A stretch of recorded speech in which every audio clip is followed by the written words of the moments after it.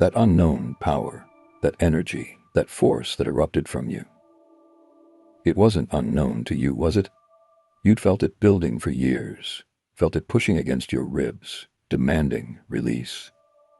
Felt it burning behind your smile, scorching your throat every time you swallowed your truth.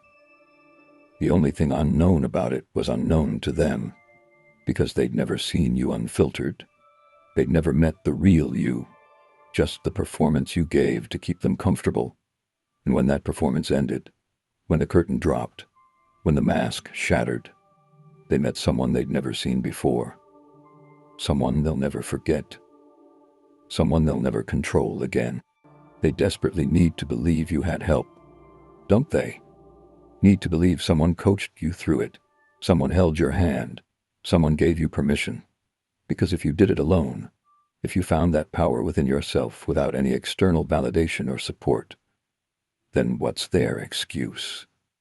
If you can go from doormat to dominant without a guru, without a group, without a guidebook, then they have to face the terrifying truth that they could too. That the only thing stopping them is their own attachment to their chains, their own addiction to their smallness, their own fear of being called what you've been called. The real shift happened the moment you stopped caring what they called you. Didn't it? Psycho, crazy, unstable, dangerous? The moment those words lost their sting was the moment you became unstoppable. Because what do you call someone who can't be shamed, can't be controlled, can't be contained? You call them free. You stopped caring about their labels and started caring about your truth. Stopped worrying about their comfort and started prioritizing your growth. Stopped playing their games and started making your own rules. Going full psycho created a gravitational shift in your universe. Everything that wasn't aligned with your truth got flung into space. Everything that was feeding off your weakness got starved. Everything that depended on your compliance got deleted. It was physics, pure and simple. The force of your transformation created waves that disrupted every false structure in your life, and they called it psycho because they didn't understand the science of someone becoming themselves, fully, finally, unapologetically. In that moment of so-called madness, you discovered something they spend their whole lives avoiding. You discovered that the darkness they taught you to fear was actually your power source. That the anger they told you to suppress was actually your fuel. That the parts of yourself they called too much were actually just enough. You discovered that going full psycho was just another way of saying going full truth. And that truth, that raw, unfiltered, uncensored truth, it was exactly what was needed to break you out of their prison and into your purpose. They're intimidated now, aren't they? Can't quite meet your eyes, can't quite match your energy, can't quite predict your next move. Good. That intimidation is your force field. It keeps the weak away and only lets the worthy through. When you went full psycho, you became someone they have to think twice about crossing, someone whose boundaries have teeth, someone whose presence changes the temperature of rooms, someone who doesn't need their validation because you got something better, self-authorization. That unknown power you wielded, it wasn't built in a day. It was constructed from every moment. They underestimated you. You're designing new forms of movement. They're trying to get in the game. You're already changing the rules from inside. Watch how uncomfortable your standards make them, how your normal makes them feel abnormal, how your baseline makes them question their ceiling. They want you to lower your standards, to make them feel better about theirs. But you can't, can you? It would be like asking you to forget how to breathe, to unlearn how to see, to pretend gravity works differently for you. Your standards aren't choices. They're natural laws in your personal universe. Here's the paradox that breaks their brains. You achieve more with less effort than they achieve with maximum effort. Your 20% looks like their 200%.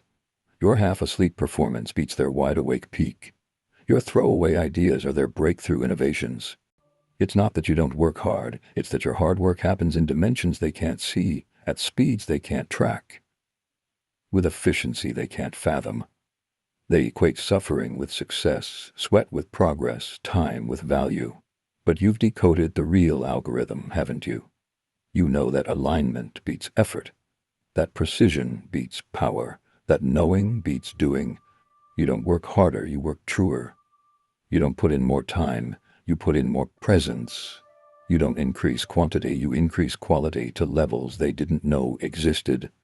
This is why they're exhausted and you're energized, why they're depleted and you're just getting started, why they need weekends and you need more hours in the day, not to rest but to create more.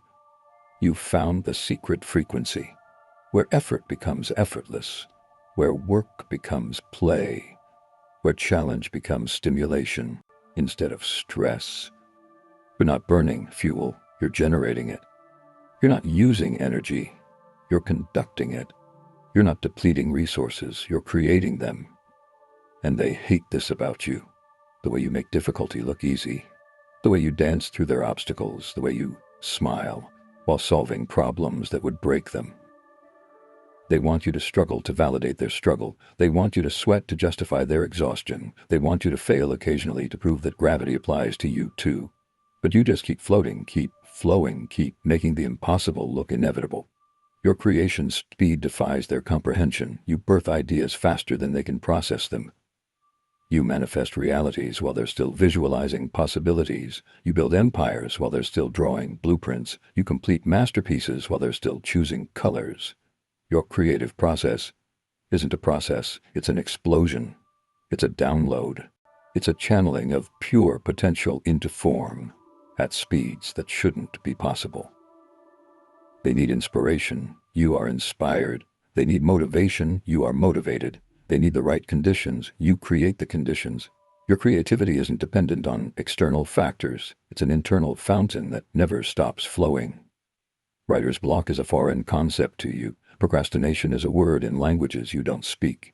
Resistance is something that happens to other people in dimensions you don't visit. You know what really gets them? The way you can switch between projects, between modes, between completely different domains without missing a beat. They need transition time. You transition in real time. They need to get in the zone. You carry the zone with you. They need to prepare. You're always prepared because preparation happens at the speed of thought for you. You don't shift gears, you don't have gears. You have pure, fluid, dynamic response to whatever reality presents.